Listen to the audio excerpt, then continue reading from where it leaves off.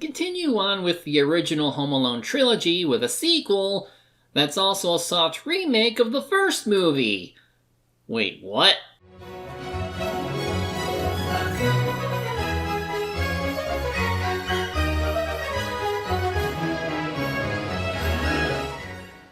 With how successful the first movie was beyond all expectations, 20th Century Fox wanted a sequel. It was part of John Hughes' 6-picture deal, and Chris Columbus would also come back with the old cast. Plus $10 million more than the first movie. Macaulay Culkin got a massive raise to return, to the tune of $4.5 million plus 5% of the film's grossing. That's a major step up from $110,000 from last time. Hot damn! But it's hard to imagine how much further the sequel could go when the first movie caught lightning in a bottle. Though I did say this is a soft remake, and I'll explain how as we get lost in New York. The title card plays out like the original, but modified to show exactly where we're going. Otherwise, we're back at the McAllister house, like before, with the family preparing for another vacation. This time they're going to Miami, and Kevin has some objections to it. Why do we have to go to Florida? There's no Christmas trees in Florida. Kevin, what is it with you and Christmas trees? How could you have Christmas without a Christmas tree, Mom? I mean, sure, but Christmas is also about kindness and love for each other. Weather and climate are irrelevant in this case. I should note that Culkin's acting feels a bit different than before. Instead of playing this young and overlooked kid that you can sympathize with, here he feels a bit snobbier. That's not to say his character doesn't have his sympathetic side, it's just, I don't know. Compare how he was in the first movie again versus this one, and you might get what I'm saying. By the way, we have some product placement in the form of the Talkboy cassette player by Tiger Electronics. It was sold as a movie tie-in, and I remember someone in my family having one. Guess it sold pretty well. This thing will be important later, and we'll get to that. For now, Kevin decides to record Uncle Frank in the shower. Get out of here, you nosy little pervert, or I'm gonna slap you silly! Looks like Peter is not helping his family get to the airport in time by unplugging his alarm clock, but for now, it's time for a Christmas pageant. Kevin, Buzz, and I guess the other siblings are part of the choir. Kevin even gets a solo act. Christmas time means laughter, toboggans in the snow. While it was nice that the whole family wasn't pushing Kevin around at the start, Buzz clearly hasn't learned anything since his growth spurt. Seriously, his folks are watching him, so is it really worth teasing Kevin like this? And Uncle Frank was just as bad, because he finds this hilarious. Kevin obviously doesn't take this well.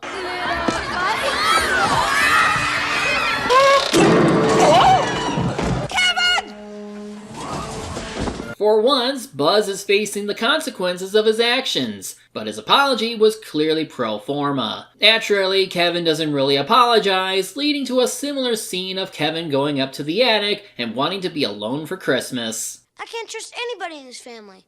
And you know what? If I had my own money, I'd go on my own vacation. Alone, without any of you guys, and I'd had the most fun in my whole life. Part of why this feels like a soft remake is because they're repeating the beats that led into Kevin being on his own. Some things are modified for the sake of being a sequel, but this probably might have worked better as a standalone movie that improves from the original. Maybe have different characters this time and do a different plot. But who could actually make that work? That night, we learned from a newspaper that the Wet Bandits broke out of jail. We get the gag of the lawn statue breaking instead of being run over this time, and everyone waking up late again. We did it again! Did they just scream at the camera? Cue the same panic scene, but this time Kevin is awake and gets his ticket from Mom. It's a good thing I have my own ticket, just in case you guys try to ditch me. Okay, but the first time was an accident. Anyway, the family reaches the airport in time. Kevin gets a hold of Peter's bag, which has money and a credit card, because he was looking for batteries. This is where Kevin mistakes this one guy for his father, follows him to a different terminal, and then bumps into the ticket lady and loses his, leading him to getting on the wrong plane. He, nor his family, realize that they're separated. Hell, Kevin doesn't hear the flight attendants say they're going to New York because he's trying to block out this chatty French speaker. Have you ever been to Florida? Vous êtes qui ça? Moi, je viens de la France. Je suis un touriste. Kevin lands in New York and finally realizes that he got on the wrong flight. His family only finds out after they try giving him his luggage. Kevin's not here. Kevin's not here. Kevin's not here. Kevin's not here. What? That's more emotion than you gave him last time. So yeah, Kevin learns he's separated, again, but takes it rather well. Cue a montage of him taking the sights in the Big Apple, from getting firecrackers to seeing the Statue of Liberty, and of course, the Twin Towers, before their destruction led to xenophobia towards people who had nothing to do with it.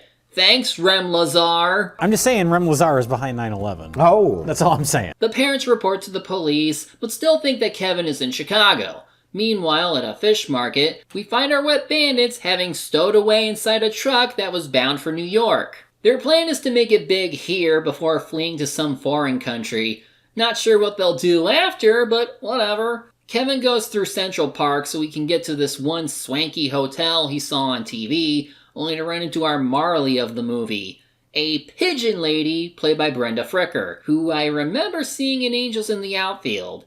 Kevin finds her scary and runs for it. He ends up passing by the bandits, but they don't realize it's him. Kevin arrives at the hotel, and it looks nice enough, but during production, the hotel owner didn't just charge the standard filming fee, but also demanded a cameo, which was sometimes left out of some broadcasts. I'm certain you know who I'm talking about, so let's just keep going. Kevin resorts to shenanigans to get a room in the hotel. Apparently, the talk boy can slow down the audio to make him sound older, and he's just lucky to get the exact recorded dialogue he needs without skipping or cutting any of it. Next, he strolls up to the desk, currently headed by Hester Stone, I think?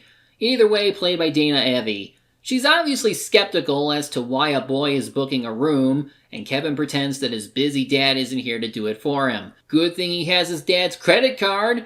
Right in time for Peter to realize that he doesn't have his wallet. Oh, I don't think Kevin even knows how to use a credit card. Man, I feel so old. And yeah, these things have existed since the 1950s. We're introduced to a few more characters like Cedric, played by Rob Schneider, before he lost his mind. But more importantly, we have Mr. Hector, played by Tim Curry. He is easily one of the best parts of the movie. Not hard to accomplish for Tim Curry. Cedric takes Kevin to arguably the best room in the hotel, though is told by Hector to look for anything odd about Kevin. This leads to a new movie gag, tipping. And there's plenty more where that came from. We move on to another scene of him at the pool, but some versions cut this part, I think. I don't remember seeing it the first time, but hey, at least he asks for permission to cannonball.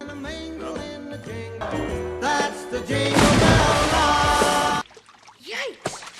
Now for the obligatory gangster movie bit. The primary clip is from Johnny cornering a woman for supposedly cheating on him, and she doesn't get 10 seconds. Merry Christmas, you filthy animal.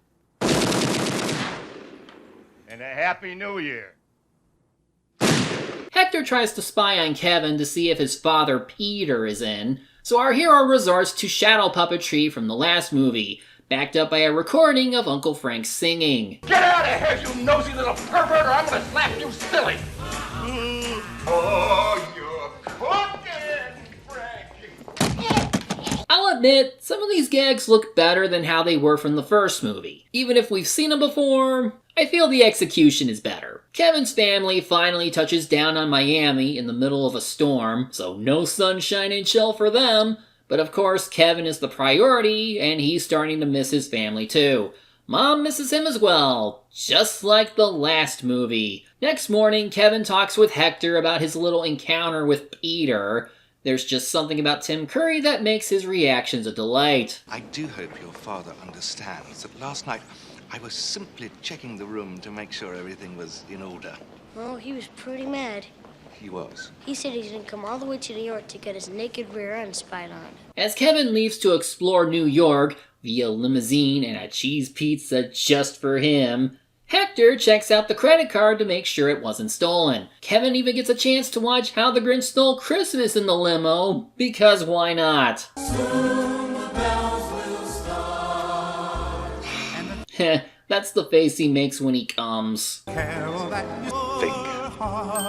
Over at the ice rink, possibly the same one from Big Bird's birthday, Harry tells Marv about his plan to rob a place that gets a lot of cash at this time of year. Candy stores. 9-year-olds rob candy stores, Mom. Tell that to these two. Yeah, pretty scary guard dogs, Mr. Swanson. Ooh, I'm shaking in my boots. No, he wants to rob Duncan's Toy Chest, an old vintage toy shop that is likely too dated even for kids from the 90s, let alone today. But Kevin is also there, and he meets the old store owner, Duncan, played by Eddie Bracken. Not that he knows it's him, but anyway, Duncan says that he's passing his profits this season to a children's hospital, while the Wet Bandits hide out in these makeshift houses to rob the place later. When Kevin gives Duncan an extra $20 to help the cause, he's given a pair of turtle doves in return, one to keep, and the other to give to a special person to remind them of their friendship. As Kevin leaves, the bandits recognize and confront him. Hiya, pal.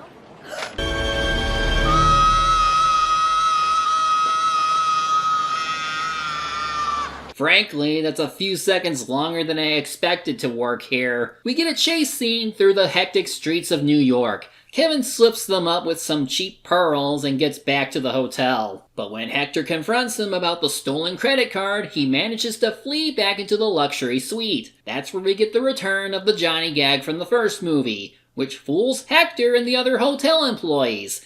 It is amusing, if a little dated, mainly when Johnny accuses Hector of smooching with his brother and everyone he knows, including... Cheeks, Boney Bob, Cliff. No, it's a lie. I could go on forever, baby. But of course, there's this bit where Hector and everyone has to say... I love you. You gotta do better than that. I love you. Before getting shot at. Merry Christmas, you filthy animal. And a Happy New Year. By the way, most of this stuff at the hotel was the opening level for some Home Alone 2 video games. Makes sense, since it's a combination of action and comedy. Kevin escapes from all the commotion, only for Harry to capture him. Marv pretty much spills the beans to rob the toy store, much to Harry's annoyance. Marv, you want to shut up? What's the difference? He's not gonna talk to anybody. Except maybe a fish. Or the Undertaker. Look out, Marv! He's right behind you! Before they can take him somewhere to shoot him, Kevin pinches that one lady, who's pretty much the one that Marv was hitting on earlier. Not surprisingly, this is how she responds. Oh! He did it! Did what? Oh, thanks. Kevin runs back to Central Park, and the bandits decide against chasing him there. Now our hero is all alone, without even the comforts of shelter. I want to go home. Mom, where are you? You really weren't putting your all in that, were you? I suppose when you're a kid actor who just rocketed to megastardom, you can get a little jaded. Anyway, Kate gets a lead on where her son is because he used his dad's credit card. The rest of the family is happy to leave Florida, and I don't blame them.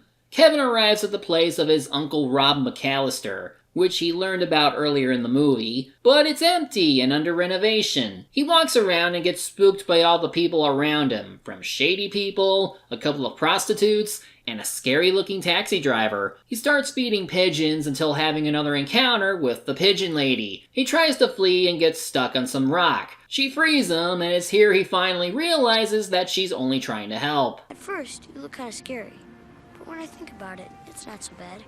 They must be all over you because they like you. She does gradually warm up to him and even shows him how the pigeons act around her. She also takes him to the rafters of the theater she lives in, and they talk about how they don't belong with anyone. People pass me in the street. They see me, but they try to ignore me. They prefer I wasn't part of their city. I guess the movie is commenting on how the homeless feel invisible amidst society. It's not equivalent to how Kevin feels inside his family, but it helps them know what she's going through. She also reveals that she used to have a home and job, but when the man she loved left her, it all came crashing down. Kevin once again says innocently that running away is bad, and he should know this, but also how one should keep going even after going through heartbreak. Your heart might still be broken, but it isn't gone.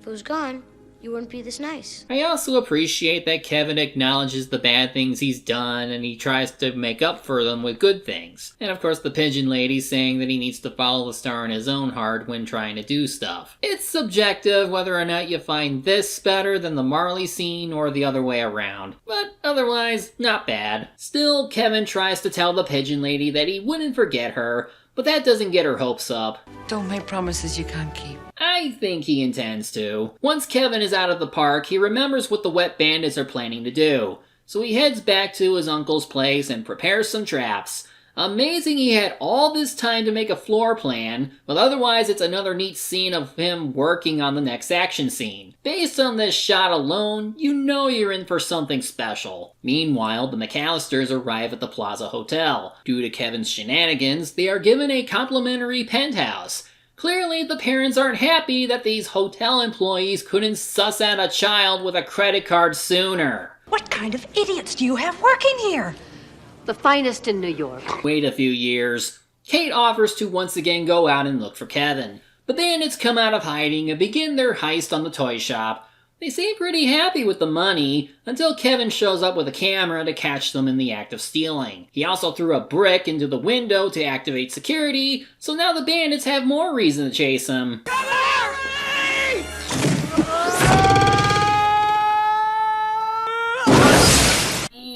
And if you think that's painful, just wait. Kate just misses Kevin as she leaves his uncle's place. I don't know how you can climb this ventilation duct, but now it's time for the trap sequence. First, instead of using a BB gun, Kevin has bricks.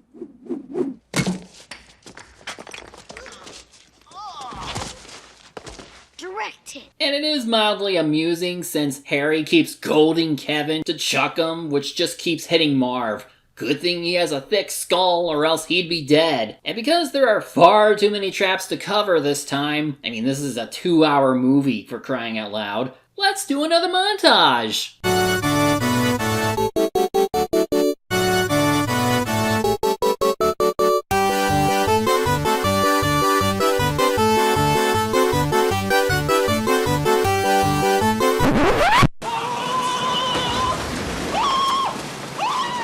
Damn! He got turned into a bastard skelly! This definitely seems traumatizing, though not as much as the Statue of Liberty from the teaser trailer.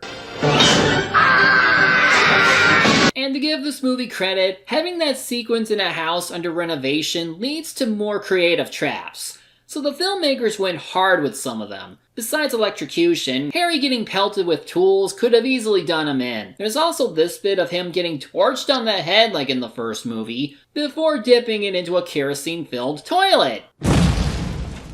Joe Pesci really did get burned during this scene. I imagine that the stunt performers got their fair share of pain, but man, is it something. And then we get my favorite trap, the stairway. It's like from the last movie, except Harry tries baiting Kevin into tossing the cans early. But he didn't expect this! Oops.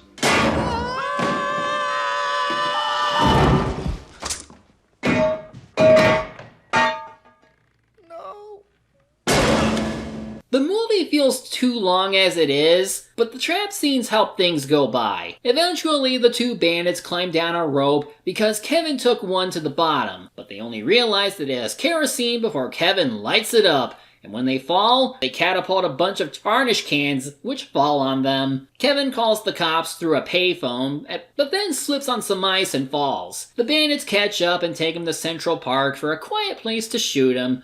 Luckily, Pigeon Lady was in the area and sees Kevin in trouble, so this is how she saves him.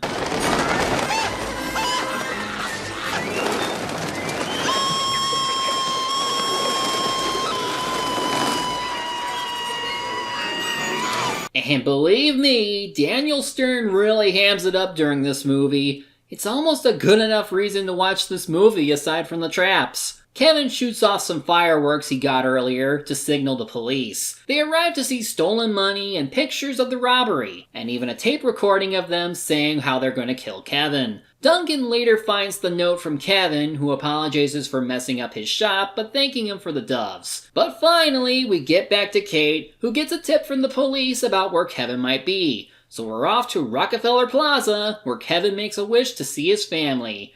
And his wish is granted. Merry Christmas, Mom. Merry Christmas, sweetheart. It's fine. Not as emotional as the first movie, though. To wrap up, Kevin and his family wake up to celebrate Christmas. They go to another room and find a mountain of presents, courtesy of Mr. Duncan. Kevin then gets the idea to give one of his turtle doves to the pigeon lady. They share a decent moment before Buzz snaps things back to reality when he sees the room service bill. Oh, Dad! Kevin! You spent $967 on room service! Well, on the plus side, you should be able to afford it with whatever jobs you and Kate have. And just for fun, $967 back then would have been $2,272 by August 2025.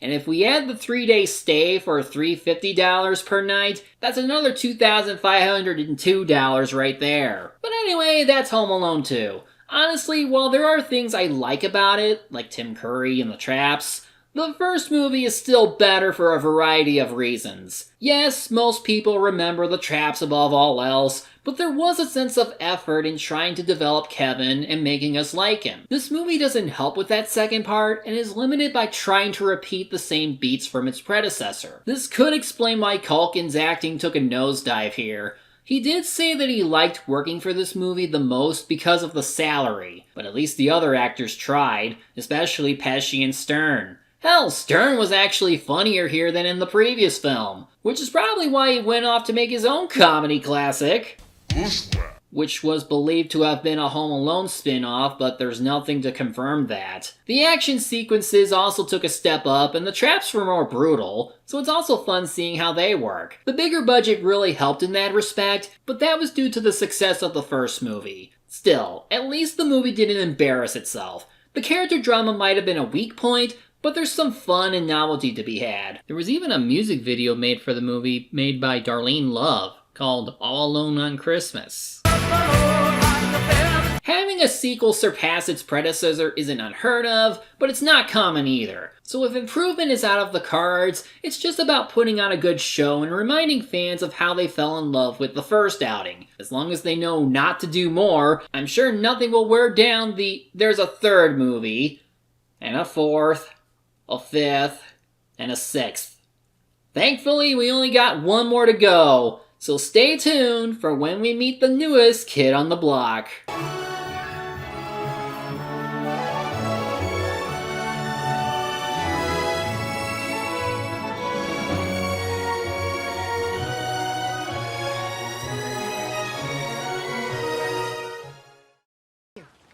We're going to New York. Move it.